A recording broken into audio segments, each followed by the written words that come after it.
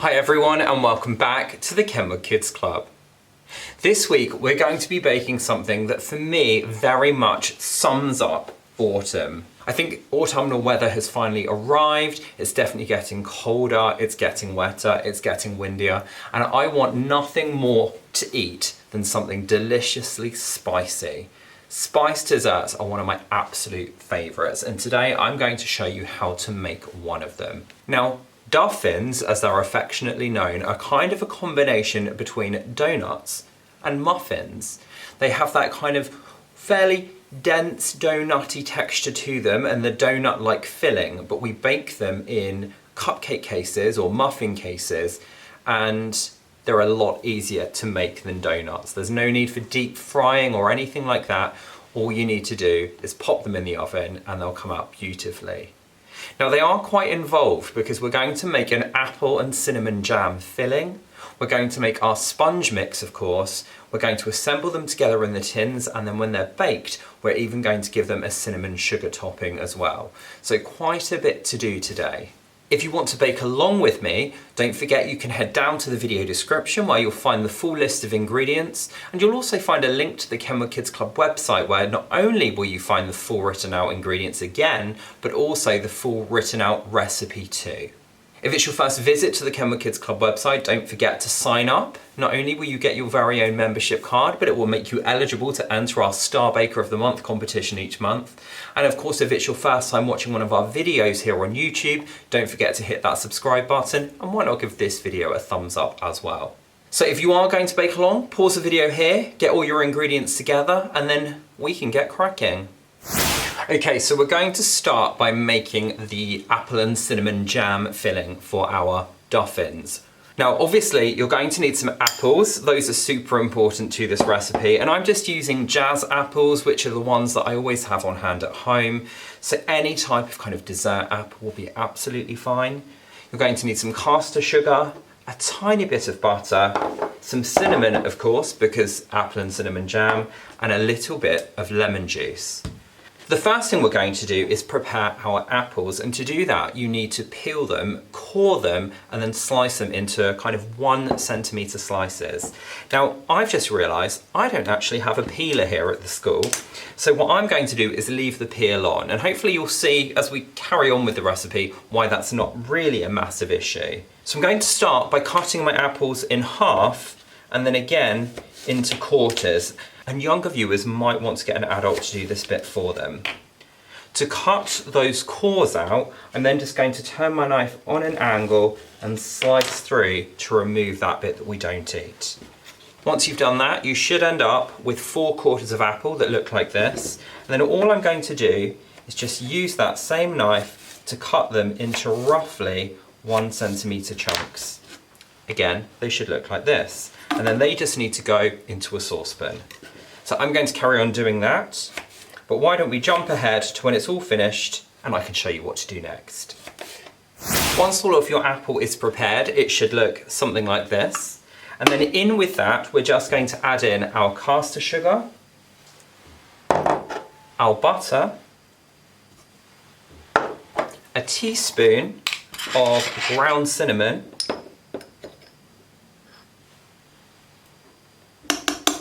and around about a tablespoon of freshly squeezed lemon juice.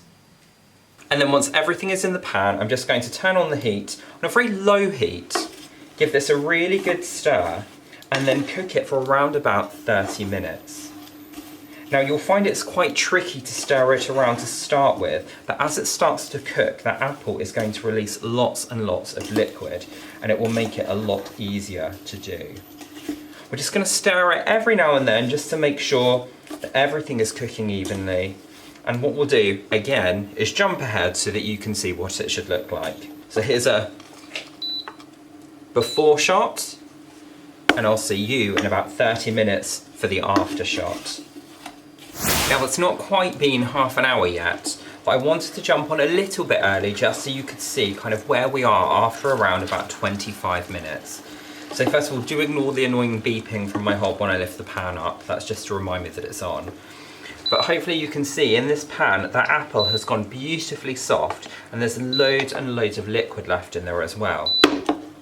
Now I don't want this mixture to be too watery, so if you are finding that yours is a little bit wet, you can increase the heat just slightly to start and evaporate off some of the excess liquid.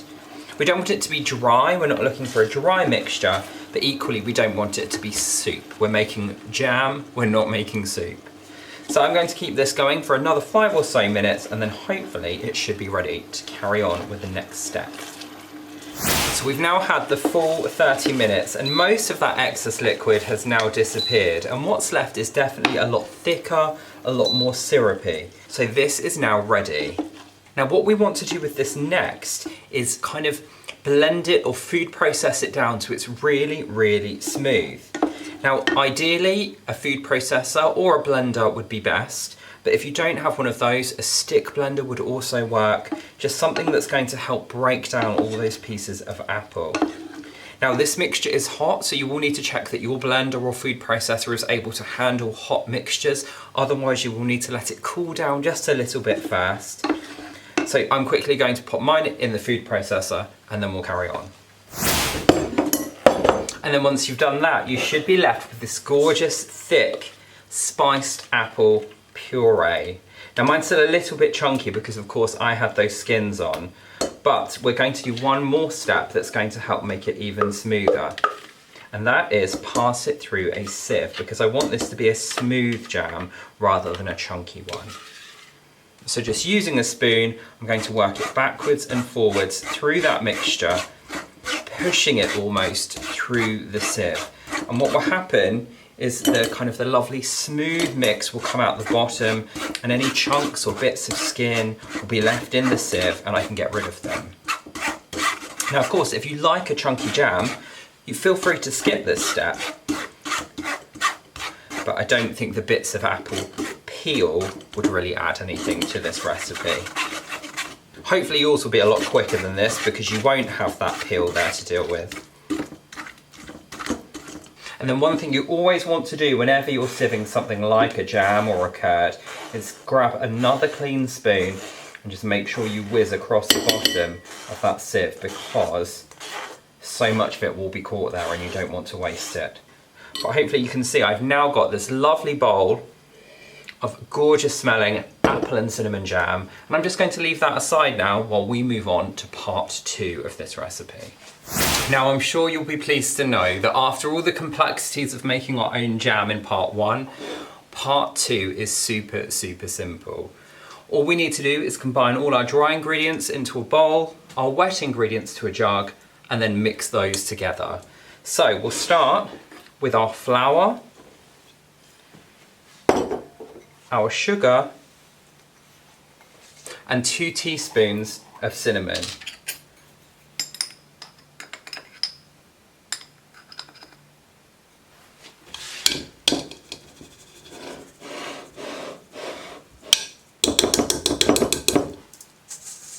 And that's it for the dry ingredients. Done. For the wet ingredients, I've got some milk, some oil, which I'm going to combine together, and then 2 medium eggs. They can go straight into the jug as well. And then just using a fork, I'm going to give that a really good mix. And then once that's looking nice and smooth, you can bring your dry ingredients back, pour the wet ingredients over the top, and then just use your favourite spatula to loosely mix those together. And one of the great things about this is it doesn't need to be super duper well mixed. A few lumpy bits is absolutely fine. It's a very rustic bake, which means that it doesn't need to be perfect. So just make sure you've got right to the bottom and we've got no little loose bits of flour hidden away down there. No pockets of cinnamon, because I tell you what, if you bite into a big chunk of cinnamon on its own, you would definitely know about it. It's a delicious spice, but it's very powerful. And then you should end up with a mixture that looks like this. So hopefully you can see it's still got a few vaguely lumpy bits in it. That's absolutely fine. It's got that gorgeous colour coming through from the cinnamon. And then once we get to this stage, we can preheat our oven and we're going to grab our muffin tin, which we're going to line with cake cases. So there's my muffin tin, there's my cases, and hopefully you can see just over there, my oven is preheating. Now these bake at a slightly higher temperature than some of the other cupcakes and muffins we've made here in the Kids Club before. So your oven needs to be at 200 degrees, which is 180 fan or gas mark 6? 5? 6. I checked it. Gas mark 6. And then once you've got to this stage, all we're going to do is put about 2 centimetres-ish of mixture into the bottom of each case. Now sometimes I'll pipe these in with a piping bag, but you really don't need to. So today I'm not going to, I'm just going to use a spoon, and you can use a spoon at home. Now regular viewers will know I normally do this bit using my ice cream scoop. So now you'll get to see why, because I'm so messy when I use a spoon. So there's a spoonful in there. Spoonful in there. Trying really hard not to make a mess. Just because I'm doing it on video. I promise you, if I was doing this just at home, I'd already have made tons of mess. Like that. There we go, first bit of mess. Oh dearie me, it's going to be fine. I always say to the students here at the cake school, if you're not making a mess, you're not having fun. Adults who are watching with their children, apologies for that. So as I said, just about 2 centimetres-ish in the bottom of each of these cases, and you should find that uses around about half of your mixture.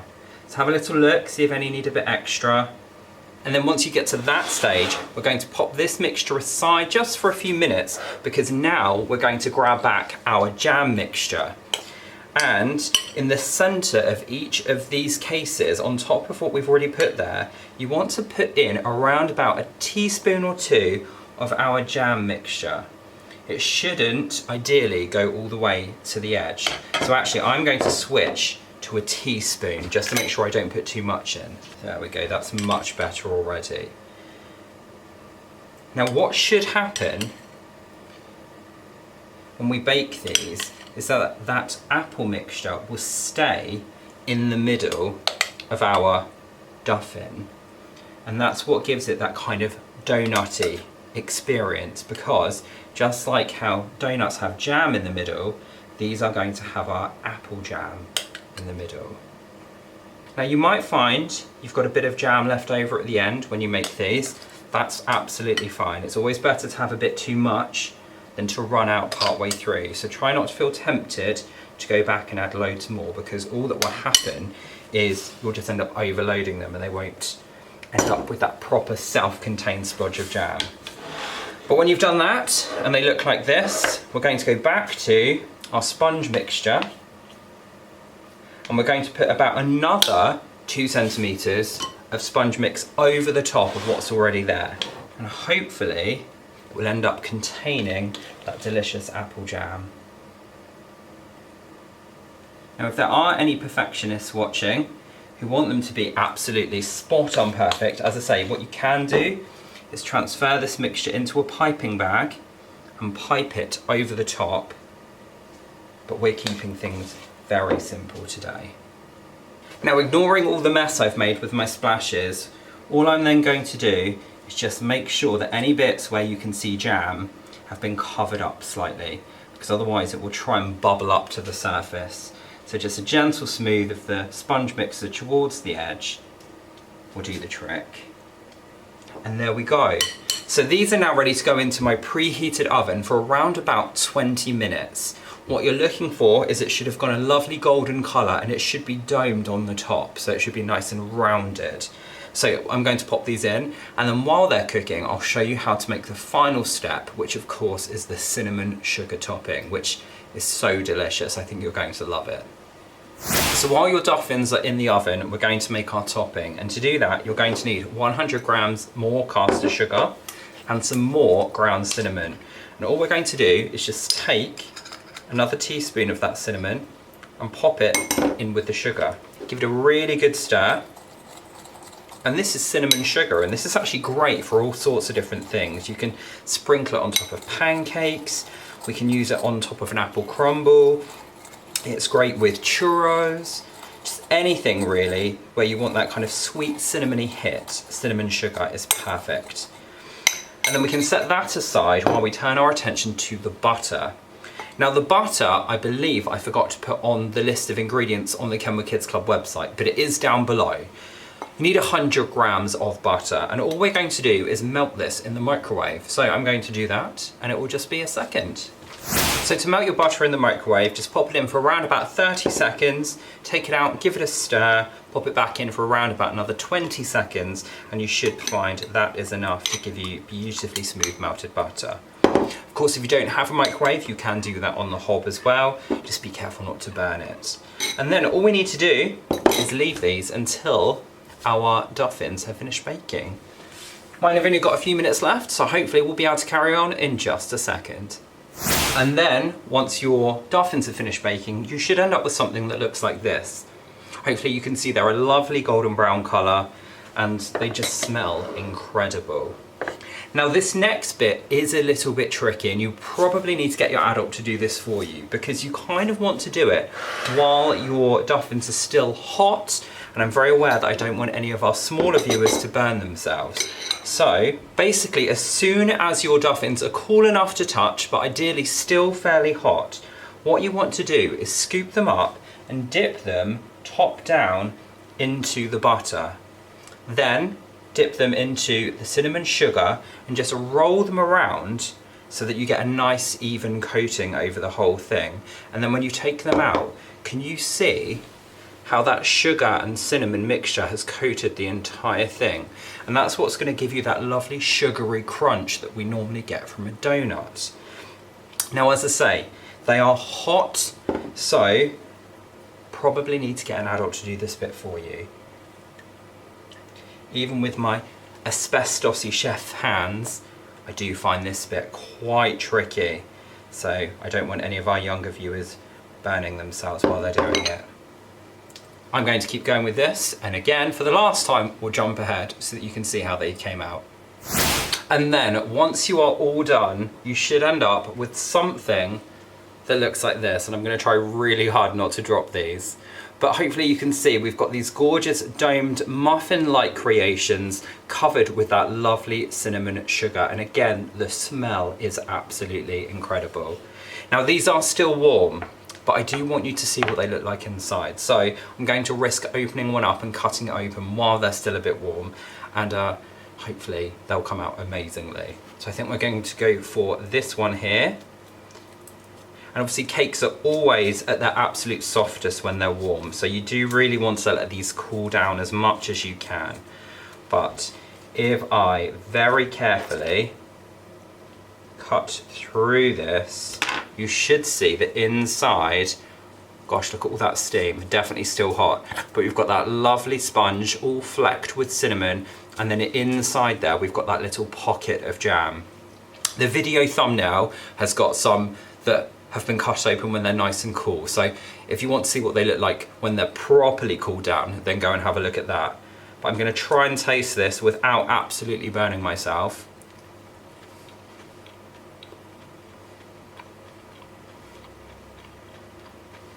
You know, they're just so sugary, so sweet, full of apple, full of cinnamon. It's really everything I want in an autumn snack or an autumn cake or whatever you want to think of it as. So if you fancy having a go at my spiced apple Duffins, don't forget, head down to the video description where you will find a link to the Kenwood Kids Club website. Over there you'll find the full list of ingredients that you will need and the full written out recipe as well. If you do have a go at them, don't forget to take a photo and upload it to the Kenwood Kids Club website, because that will enter you into our Star Baker of the Month competition for October, and who knows, you may well be the winner of this month's award, scooping yourself your own Kenwood Kids Club goodie bag and a Kenwood hand mixer as well. Now next week, I'm going to be taking the week off and letting one of our amazing junior ambassadors take over for our Halloween special. Lily is going to be showing you how to make an absolutely spooktacular See what I did there? Halloween cake, using my chocolate cake recipe as her base and then popping some incredible decorations on it. So if you like the sound of that, make sure you tune in at the same time next week, Thursday at 4 o'clock, and I'll see you again the week after for another delicious Bakealong. Until then, as always, take care and happy baking. Bye.